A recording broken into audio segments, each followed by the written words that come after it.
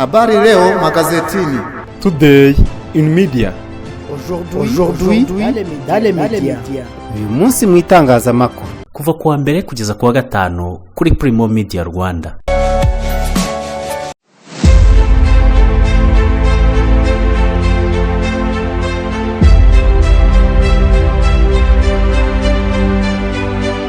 Ndabasuje kandi mbifurije ibihe byiza nshuti bakunzi ba Primo Media Rwanda. Turi ku itariki ya mbere z'ukwezi kwa 11 mu 2022. Twageze muri ya gahunda y'amakuru yavuzwe mu binyamakuru n'ibitangazamakuru hirya no hino ku isi, ariko twibanda ku Rwanda by'umwihariko. Bahaye ikaze ngende Jean Dodier Karinijabo. Bernard Ntaganda aravuga ko imyitwarire ya leta y'u Rwanda ishobora kuba intandaro y'intambara mu karere k'ibiyaga bigari. Haburaga gato nkarenga umurongo utukura. Uwimana Nkusi yiyemeje guhindura imikorere. Naho Repubulika ya Demokarasi ya Kongo yatangaje ko yiyemeje kugaba igitero ku Rwanda. Mbahaye ikaze muri aya makuru ku buryo burambuye. Tugiye guhera Kayonza aho umugabo akekwaho gusambanya abana 4 harimo n'uw'imyaka 5. Umugabo witwa Mugisha w'imyaka 25 arakekwaho gusambanya abana 4 bose bari munsi y'imyaka 15 bo mu midugudu ya Rebero, Kabeza n'umudugudu wa Kanyinya mu kagari ka Nyagatovu mu murenge wa Mukarangi y'akarere ka Kayonza. Aya makuru yamenyekanye ubwo ababyeyi b'aba bana babajyanaga ku kigo nderabuzima cya Mukarange bikagaragara ko basambanyijwe. Muri abo bana umwe afite imyaka 5, ufite 15, ari ufite 9 ndetse n'undi ufite 6. Bikaba bikekwa ko yagiye abasambanya mu bihe bitandukanye. Umunyamabanga nshingwabikorwa w'umurenge wa Mukarange Kabanda na Patrick yemera ikinyamakuru cyitwa Muhazi Yacu iby'aya makuru, avuga ko ukekwa yahise atoroka akaba ari gushakishwa. Yagize ati yego nibyo bivugwa ko Mugisha yagiye ahura nabo nimugoroba bakanamarana igihe. Uburangare bw'ababyeyi burimo buragaragara rwose. Ntabwo bikwiriye ko umubyeyi yahishira uhohotera umwana we. Iyo babishyiramo imbaraga aba yaranafashwe. Urumva bageze n'igihe cyo kujyana abana kwa muganga batatubwiye nibura ngo tugota ahantu hatandukanye dufatanyije n'inzego z'umutekano, bigeraho ukekwa toroka. Uyu muyobozi yasabye ababyeyi gukurikirana abana babo isaha ku yindi bakamenya ibyo barimo naho baherereye, kandi haba ari n'ikibazo bakamenyesha ubuyobozi. Mu gishukekwaho gusambanya aba bana kuri bari gushakishwa kuko amaze kumva n'ugwanurwa mu baturage, yahise atoroka nk'uko ubuyobozi bubitangaza. Kagame anenga ko kugera ku ifaranga rimwe rya East Africa byadindiye. Perezida Paul Kagame w'u Rwanda yanenze ko ibikorwa biganisha ku kugira ifaranga rimwe ry'ibihugu bigize umuryango wa Afrika y'Uburasirazuba byadindiye. BBC yatangaje ko mu nama y'abagize inteko ishinga amategeko y'umuryango wa Afrika y'Uburasirazuba yateraniye i Kigali, Perezida Kagame yavuze ko uyu muryango w'ibihugu utabona imari ihagije bityo bigakerereza imigambi n'imishinga yawo. Ati turi inyuma cyane igihe twihaye ngo tugere ku ntego nkuru z'uyu muryango. Urugero ni ishyirwaho rya East African Monetary Institute ryakereweho imyaka, kandi icyo kigo ni ingenzi mu kugera ku ifaranga rihuriweho. Inama y'abakuru b'ibihugu bya East African Community yo mu 2019 yemeje ishyirwaho ry'ikigo cyo kwiga ishyirwaho ry'ifaranga ry'ibi bihugu cyiswe East African Monetary Institute. Abategetsi bakaba baravugaga ko iki kigo kigomba kubanziriza banki nkuru ya East Africa. Byemejwe ko icyo kigo cyari gutangira mu kwezi kwa 7 kwa 2021. Mu by'icyo kigo cyari gishinzwe harimo gukora ku buryo mu 2024 hazaba hariho umurongo ngenderwaho ifaranga rimwe rya East African Community. Perezida Kagame yavuze ko nubwo hari intambwe yatewe hakiri imbogamizi mu gukuraho imipaka ku rujya n'uruza rw'ibintu na serivisi. Ati igisubizo cy'ibi ni ubushake bwa politiki. Ibihugu bihuriye mu muryango wa Afrika y'Uburasirazuba mu myaka ya vuba cyangwa n'ubu byagiye bigira ubushyamirane mu bya politiki, nk'u Rwanda na Uganda, u Rwanda n'u Burundi cyangwa u Rwanda na Repubulika ya Demokarasi ya Kongo. Hakaba n'ibyagiye bigirana ibibazo bishingiye ku bucuruzi n'urujya n'uruza rw'ibicuruzwa nka Tanzania na Kenya amwe na Uganda na Kenya. Inzobere mu bya politiki zivuga ko ibibazo ari bimwe mu bituma intego z'ubumwe bw'ibi bihugu zitagerwaho uko biba byabyiyemeje. RIB iri gukora iperereza ku bakozi ba Komite Olympique. Ikinyamakuru Umuseke cyanditse ku rwego rw'igihugu rw'ubugenzacyaha rwatangiye iperereza ku bakozi 2 ba Komite Olympique y'u Rwanda ku byaha birimo gukoresha impapuro mpimbano. Mu kwezi kwa 7 uyu mwaka u Rwanda rwitabiriye imikino ihuza ibihugu bivuga ururimi rw'icyongereza nk'umunyamuryango w'uyu muryango. Abakozi 2 ba Komite Olympique y'u Rwanda barimo gukorwaho iperereza ku byaha byo gukoresha impapuro mpimbano n'icyene wabo bifitanye isano n'imikino ya Commonwealth u Rwanda ruheruka kwitabira yabereye mu mujyi wa Birmingham mu gihugu cy'Ubwongereza. Amakuru avuga ko icyaha cyo gufata icyemezo gishingiye ku bucuti, ikimenyane cyangwa icyene wabo bikekwa ko cyakozwe mu kugena bamwe mu bantu bitabiriye iriya mikino, abayobozi bakabatoranya batari mu bagombaga kuyitabira bakagenda mu bandi babyemerewe. Ni mu gihe mu bijyanye n'impapuro mpimbano abongerewe muri iryo tsinda bahawe imyirondoro itari yabo kugira ngo babashe kujya muri ubu butumwa hakoreshejwe ibyangombwa bitari ukuri.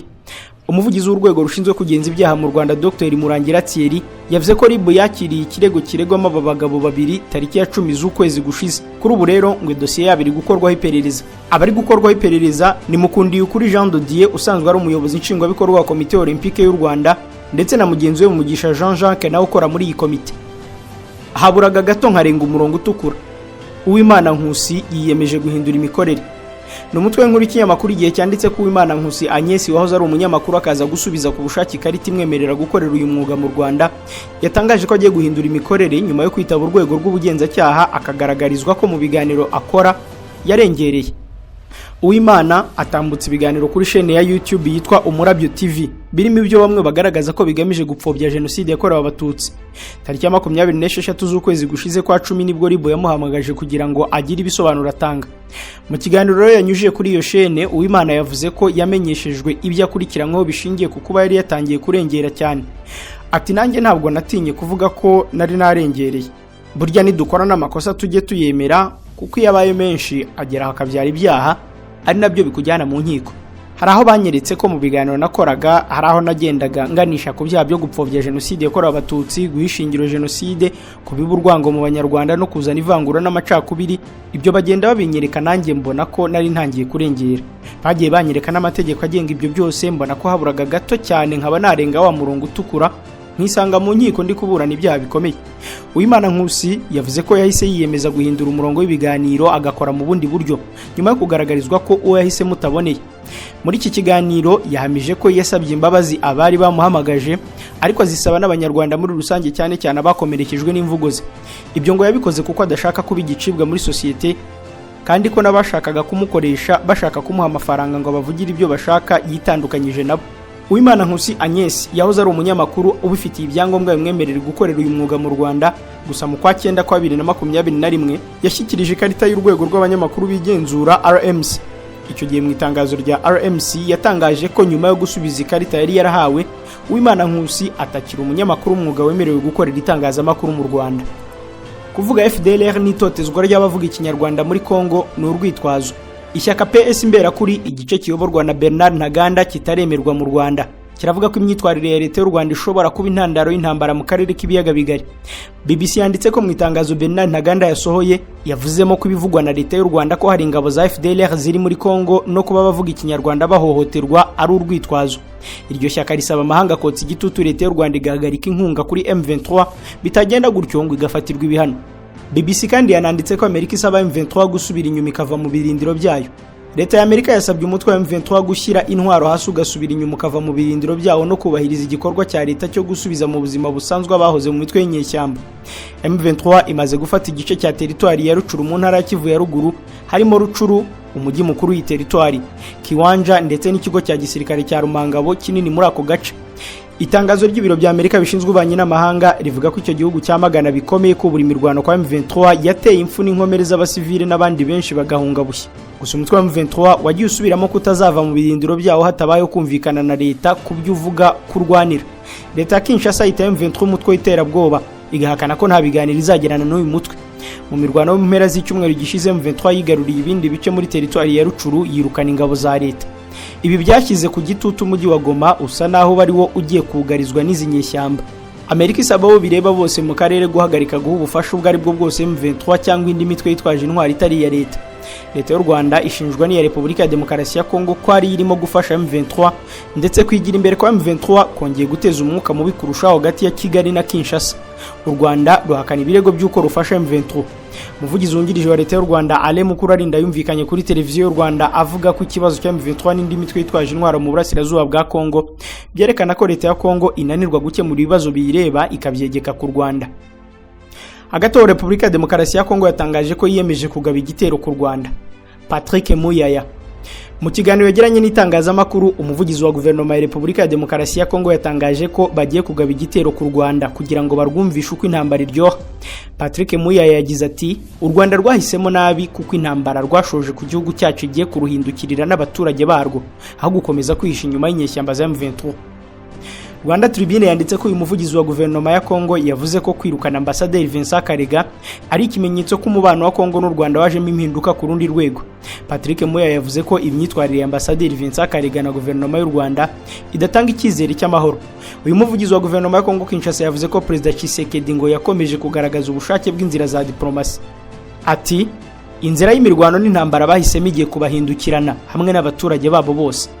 Uyu muvugizi wa Kongo Kinshasa yatangaje ibi mu gihe guverinoma y'u Rwanda yakunze kugaragaza ko inzira z'ibiganiro na diplomasi arizo zikwiye gukoreshwa mu gushaka umuti w'ibibazo by'umutekano biri mu burasirazuba bwa Repubulika ya Demokarasi ya Kongo.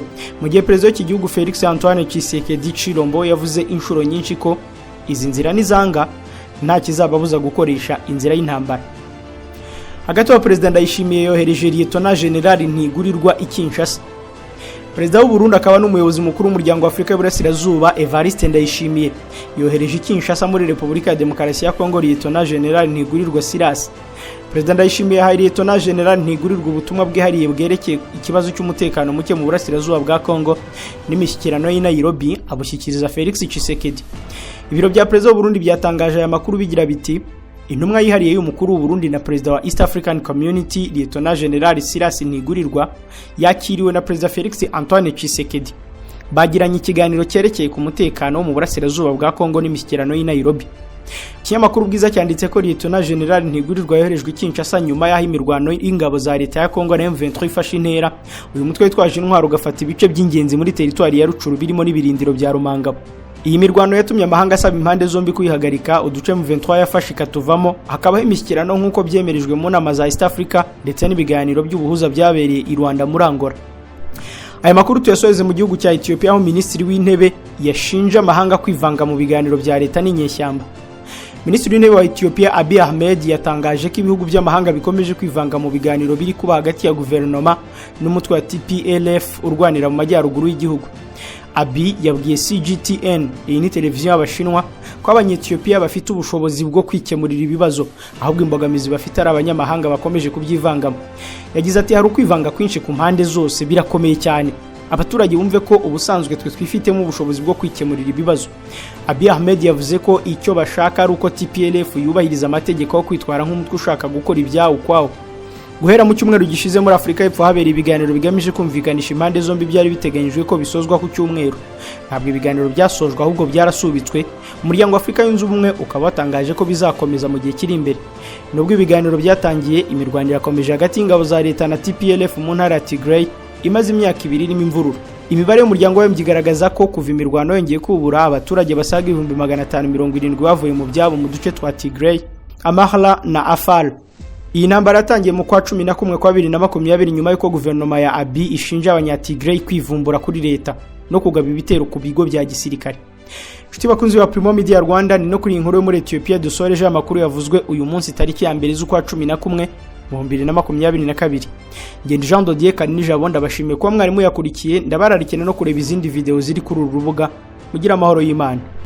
Habari leo magazetini. Today in media.